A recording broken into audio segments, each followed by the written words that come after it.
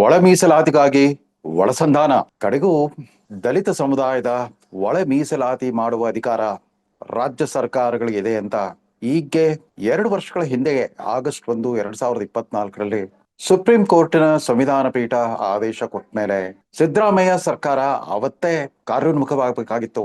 ಹಾಗಾಗಲಿಲ್ಲ. 2023ರಲ್ಲಿ ಗೆದ್ದು ಬಂದ ಮೊದಲನೇ ದಿವಸದಿಂದನೇ ಈ ಸರ್ಕಾರ 2.5 ವರ್ಷದ ನಂತರ ಅಧಿಕಾರ ಹಂಚಿಕೆ, ಮುಖ್ಯಮಂತ್ರಿ ಬದಲಾವಣೆ, ಮಂತ್ರಿಮಂಡಲ ವಿಸ್ತರಣೆ ಇತ್ಯಾದಿ ಆಂತರಿಕ ಯಾದವಿ ಕಲಹದಲ್ಲೇ ಮುಳುಗೋಗಿದ್ರಿಂದ ಮುಖ್ಯಮಂತ್ರಿ ಉಪಮುಖ್ಯಮಂತ್ರಿ ಇಬ್ರು ಕೂಡ ತಮ್ಮದೇ ಆದ ಹುದ್ದೆ, ತಮ್ಮದೇ ಆದ ಕಾರಣಗಳಿಗಾಗಿ ವಿಶಿಷ್ಟ ತಳಮಳವನ್ನ ಅನುಭವಿಸ್ತಾ ಇದ್ದಿದ್ರಿಂದ 138 ಸೀಟುಗಳ ಸುಭದ್ರ ಬಹುಮತ ಇದ್ರು ಕೂಡ, ಸುಭದ್ರ ಸಂಖ್ಯಾಬಲವಿದ್ರು ಇದ್ರು ಕೂಡ ಮಾನಸಿಕವಾಗಿ, ಭೌತಿಕವಾಗೂ, ರಾಜಕೀಯವಾಗೂ ಅಭದ್ರತೆಯನ್ನು ಅನುಭವಿಸ್ತಾ ಬಂದಿರೋ ಸಿದ್ದರಾಮಯ್ಯ ಸರ್ಕಾರ ಕಡೆಗೂ ನಿನ್ನೆ ಸಚಿವ ಸಂಪುಟದ ವಿಶೇಷ ಸಭೆಯ ನಂತರ ಒಂದು ಸೂತ್ರವನ್ನ ಘೋಷಣೆ ಮಾಡಿದ್ದಾರೆ. ದಲಿತ ಸಮುದಾಯದ ಮೀಸಲಾತಿಯನ್ನ ನ್ಯಾಯಾಲಯದ ಪ್ರಸ್ತುತ ಆದೇಶದಂತೆ 15%ಕ್ಕೆ ಸೀಮಿತಗೊಳಿಸ್ಬಿಟ್ಟು ಆ 15ರ ಮೀಸಲಾತಿಯನ್ನ ಬಲಗೈ ಸಮುದಾಯಕ್ಕೆ 5.25, ಎಡಗೈ ಸಮುದಾಯಕ್ಕೆ 5.25 ಮತ್ತು ಸ್ಪರ್ಶ ದಲಿತ ಸಮುದಾಯಗಳು ಜೊತೆಗೆ 59 ಅಲೆಮಾರಿ ಸಮುದಾಯಗಳನ್ನ ಒಟ್ಟು ಸೇರಿಸ್ಬಿಟ್ಟು ಅವ್ರಿಗೆ 4.5 ಈ ರೀತಿ 15% ಮೀಸಲಾತಿಯನ್ನ ವಿಲೇವಾರಿ ಮಾಡಿ ಕೈ ತಕೊಂಡ್ಬಿಟ್ಟಿದ್ದಾರೆ. ಈ 15% ಮೀಸಲಾತಿ ಸೂತ್ರದ ವಿಲೇವಾರಿ ಮಾಡಿದ ನಂತರ ನಿನ್ನೆ ಒಂದು ತಮಾಷೆಯ ಪ್ರಸಂಗ ಅಲ್ಲಿ ನಡೀತು. ಇದೇ ಸರ್ಕಾರ, ಇದೇ ಸಚಿವ ಸಂಪುಟ ಈಗ 2 ತಿಂಗಳ ಹಿಂದೆ ಇದೇ ರೀತಿ ಒಳ ಮೀಸಲಾತಿಯ ಸೂತ್ರವನ್ನು ಪ್ರಕಟಿಸಿದಾಗ ಅಲ್ಲಿ ಉಪಸ್ಥಿತರಿದ್ದ ಎಡಗೈ ಸಮುದಾಯದ ಹಿರಿಯ ಕಾಂಗ್ರೆಸ್ ನಾಯಕ, ಆದ್ರೆ ಮಾಜಿ ಸಚಿವ, ಕಳೆದ ಚುನಾವಣೆಯಲ್ಲಿ ಪರಾಭವಗೊಂಡ ಮಾಜಿ ಸಚಿವ ಆಂಜನೇಯ ಅವತ್ತು ಕೂಡ ಕುಣಿದಾಡ್ಬಿಟ್ಟು ಸಿದ್ದರಾಮಯ್ಯನವರಿಗೆ ಅವರಿಗೆ ಆಳೆತ್ತರದ ಹಾರ ಹಾಕಿ ಸಂಭ್ರಮ ಪಟ್ಟಿದ್ರು. ಇದೀಗ ಪರಿಷ್ಕೃತ ಸೂತ್ರ ಪ್ರಕಟವಾದ ಮೇಲೆ ಕೂಡ ನಿನ್ನೆ ಅಲ್ಲಿದ್ದವರು ಮತ್ತೆ ಯಥಾ ಪ್ರಕಾರ ಆಂಜನೇಯ ಅವರೇ ಅವರು ಬಹಳ ಸಂಭ್ರಮ ಪಟ್ಬಿಟ್ಟು ಹಾರ ಹಾಕಿ ಸಿಹಿ ಹಂಚ್ತಾ ಇದ್ರು, ಪೀಡೆ ಹಂಚ್ತಾ ಇದ್ರಲ್ಲಿ. ಅಂದ್ರೆ ಈ ಆಂಜನೇಯ ಅವ್ರಿಗೆ ಯಾವ ಸೂತ್ರ ವೈಜ್ಞಾನಿಕ, ಯಾವ ಸೂತ್ರ ಅವೈಜ್ಞಾನಿಕ, ಯಾವುದು ತಮ್ಮ ಸಮುದಾಯಕ್ಕೆ ನಿಜವಾಗ್ಲೂ ನ್ಯಾಯ ಕೊಟ್ಟಿದೆ ಅಥವಾ ಕೊಡ್ಲಿಲ್ವೋ ಅನ್ನೋ ಸ್ಪಷ್ಟವಾದ ಕಲ್ಪನೆ ಇರ್ಲಿಲ್ಲ ಅಂತ ಕಾಣುತ್ತೆ. ಅದೇನೇ ಇರ್ಲಿ, ಪಕ್ಷದ ವರಿಷ್ಠರ ಜೊತೆಗೆ ಹೊಂದ್ಕೊಂಡು ಹೋದ್ರೆ ಸಾಕು ಅನ್ನೋ ಒಂದು ಉದಾಸೀನ ಮನೋಭಾವ ಅಂತ ಕಾಣುತ್ತೆ. ನಿನ್ನೆ ಮುಖ್ಯಮಂತ್ರಿಗಳು ಸಚಿವ ಸಂಪುಟ ಸಭೆಯ ನಂತರ ನಡೆಸಿದ ಪತ್ರಿಕಾಗೋಷ್ಠಿಯಲ್ಲಿ ಸ್ವತಃ ತಾವೇ ತುಂಬಾ ಆತ್ಮವಿಶ್ವಾಸದಿಂದ ಈ ಮೀಸಲಾತಿ ಸೂತ್ರವನ್ನ ಪ್ರಕಟಿಸಿದ್ರು. ಅದ್ರಲ್ಲಿ ಉಪಸ್ಥಿತರಿದ್ದ ವರದಿಗಾರರು ಯಾರು ಕೂಡ ಒಂದ್ ಪ್ರಶ್ನೆ ಕೇಳಲಿಲ್ಲ. ಇದೀಗ ತಮ್ಮ ಸರ್ಕಾರ ಘೋಷಣೆ ಮಾಡಿರುವ ಈ ಸೂತ್ರ, ಒಳ ಮೀಸಲಾತಿ ಸೂತ್ರ, ಇದು ಯಾವ ಆಯೋಗದ ಶಿಫಾರಸುಗಳನ್ನ ಆಧರಿಸಿದೆ? ನೀವೇ ನೇಮಕ ಮಾಡಿದ್ದ ನ್ಯಾಯಮೂರ್ತಿ ನಾಗಮೋಹನ್ ದಾಸ್ ಆಯೋಗದ ವರದಿ. ಅವರು ಸುಮಾರು 400 ಕೋಟಿ ರೂಪಾಯಿಗಳ ವೆಚ್ಚದಲ್ಲಿ ರಾಜ್ಯಾದ್ಯಂತ ಜಾತಿ ಸಮೀಕ್ಷೆ ನಡೆಸ್ಬಿಟ್ಟು ಪರಿಶಿಷ್ಟ ಜಾತಿ ಪರಿಶಿಷ್ಟ ಪಂಗಡಗಳ ಅವರ ಜಾತಿ ಗಣಿಸಿ ನಡೆಸ್ಬಿಟ್ಟು ಆ ಅಂಕಿ ಸಂಖ್ಯೆಗಳ ಆಧರಿಸ್ಬಿಟ್ಟು ಒಂದು ಶಿಫಾರಸನ್ನು ಕೊಟ್ಟಿತ್ತು. ಅವರ ಶಿಫಾರಸಿನ ಮುಖ್ಯ ತಿರುಳು ಏನು ಅಂತಂದ್ರೆ, ಎಡಗೈ ಸಮುದಾಯದ ಜನಸಂಖ್ಯಾ ಬಲ ಅತಿ ಹೆಚ್ಚಿದೆ, 40 ಲಕ್ಷದ ಆಸ್ಪಾಸ್ನಲ್ಲಿದೆ. ಬಲಗೈ ಸಮುದಾಯದ ಒಟ್ಟು ಜನಸಂಖ್ಯಾ ಬಲ 30-33 ಲಕ್ಷದಷ್ಟಿದೆ. ಅದ್ರ ಜೊತೆಗೆ ಈ ಸ್ಪರ್ಶ ಸಮುದಾಯಗಳು ಮತ್ತು ಅಲೆಮಾರ ಸಮುದಾಯಗಳ ಜನ ಇಂತಿಷ್ಟಿದೆ ಅಂತ ಅವ್ರು ತೀರ್ಮಾನ ಮಾಡಿದ್ರು. ಆ ಪ್ರತ್ಯಕ್ಷ ಬೇರು ಮಟ್ಟದ ಅಧ್ಯಯನವನ್ನು ಆಧರಿಸ್ಬಿಟ್ಟು ಅವರದ್ದು ವರ್ಗೀಕರಣ ಕೊಟ್ಟಿದ್ರು.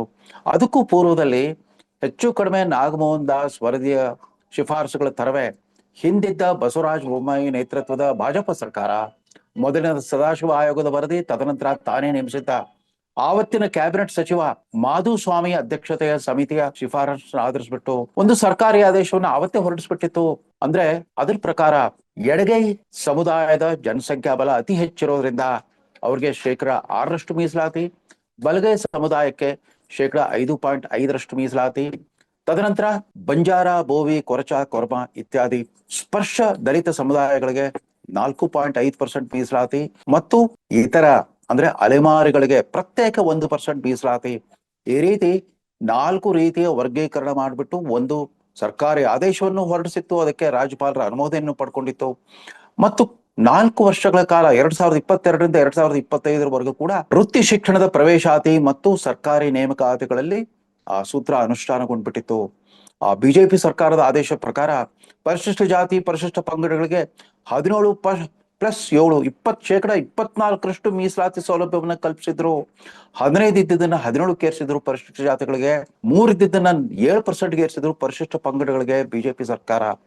ಆ ಆದೇಶವನ್ನ ಸ್ಥಗಿತಗೊಳಿಸ್ಲಿಕ್ಕೆ ಮುಖ್ಯ ಕಾರಣ ಸಿದ್ದರಾಮಯ್ಯ ಸರ್ಕಾರ ಹೇಳಿದ್ದು, ಇಲ್ಲ, ಯಾವುದೇ ಕಾರಣಕ್ಕೂ ಸುಪ್ರೀಂ ಕೋರ್ಟ್ ಒಟ್ಟು ಮೀಸಲಾತಿ ಪರಿಶಿಷ್ಟ ಜಾತಿ ಪರಿಶಿಷ್ಟ ಪಂಗಡ ಮತ್ತು ಇತರ ಹಿಂದುಳಿದ ವರ್ಗಗಳ ಮೀಸಲಾತಿಯ ಗರಿಷ್ಠ ಪ್ರಮಾಣ 50% ಮೀರ್ ಕೂಡುದು ಅಂತ ಹೇಳಿರೋದ್ರಿಂದ, ಆಮೇಲೆ ಇದಕ್ಕೆ ಸಂಬಂಧಪಟ್ಟಂತೆ ಕೆಲವರು ಕೋರ್ಟ್ಗೆ ಹೋಗಿರೋದ್ರಿಂದ ಅದನ್ನು ಅನುಷ್ಠಾನ ಮಾಡ್ಲಿಕ್ಕೆ ಸಾಧ್ಯವಿಲ್ಲ. ನಾವು ಏನೇ ಇದ್ರೂ ಕೂಡ ಈಗಿರೋ ಪ್ರಮಾಣದಂತೆ 15+3% ಒಟ್ಟು 18% ಮೀಸಲಾತಿಯನ್ನು ಕೊಡ್ತೇವೆ.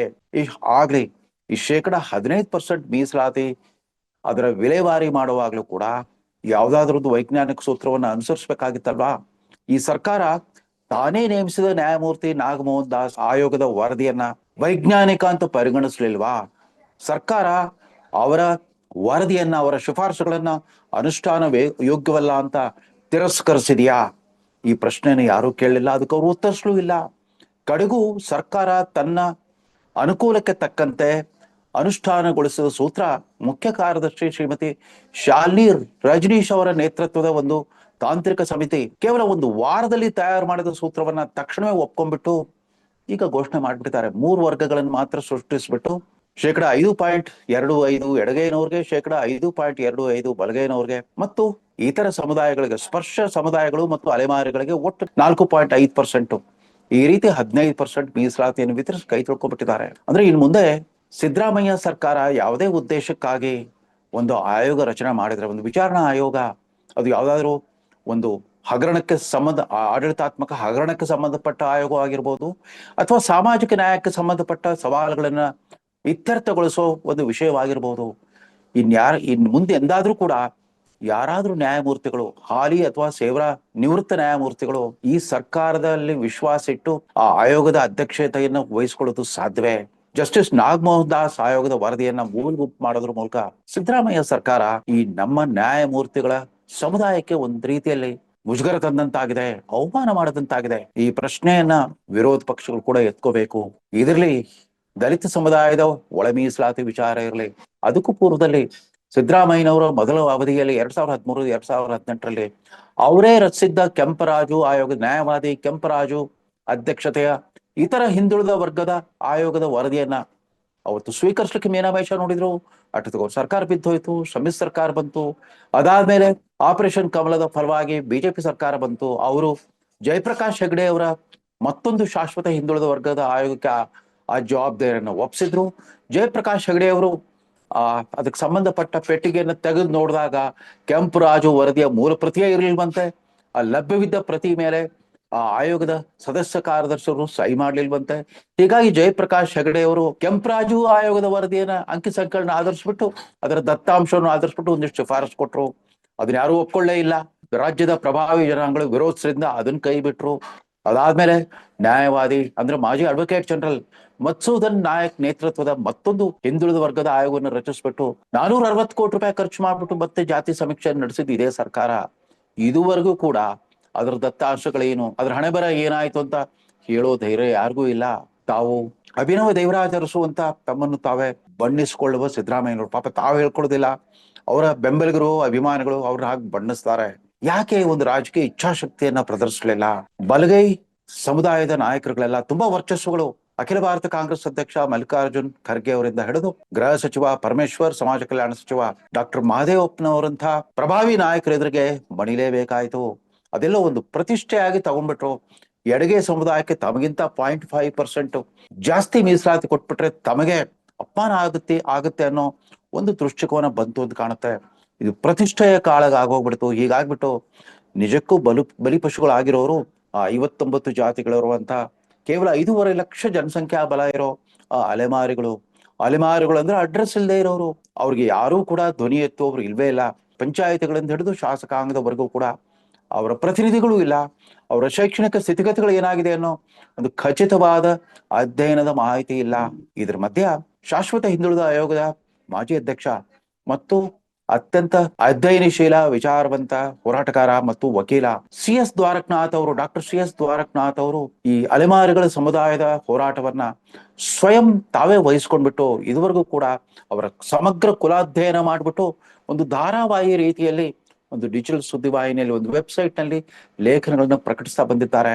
ನಿನ್ನೆ ತಾನೇ ಸರ್ಕಾರ ಈ ಮೀಸಲಾತಿ ಸೂತ್ರ ಘೋಷಣೆ ಮಾಡಿದಾಗ ದ್ವಾರಕನಾಥ್ ಅವರು ಇದೇ ಮೊದಲ ಬಾರಿಗೆ ಬಿಳಿಗಿರಿ ರಂಗನ ಬೆಟ್ಟದ ಮೇಲೆ ಅಥವಾ ಮಲೆ ಮಹದೇಶ್ವರ ಬೆಟ್ಟದ ಮೇಲೆ ಈ ಅಲೆಮಾರಿ ಜನಾಂಗಗಳ ಒಂದು ಅಧ್ಯಯನ ಶಿಬಿರ, ಒಂದು ತರಬೇತಿ ಶಿಬಿರವನ್ನ ನಡೆಸ್ತಾ ಇದ್ರು. ಅವ್ರಿಗೆ ಸರ್ಕಾರದ ತೀರ್ಮಾನವನ್ನು ಕೇಳ್ಬಿಟ್ರು ಅಪಾರವಾದ ನೋವಾಯ್ತು, ಸಂಕಟವಾಯ್ತು. ಇವತ್ತು ಕೂಡ ಅಷ್ಟೇ ಎಡಗೈ ಸಮುದಾಯದ ದಲಿತ ನಾಯಕರುಗಳಿಗೆ ಸಾಕಷ್ಟು ಅತೃಪ್ತಿ ಇದೆ.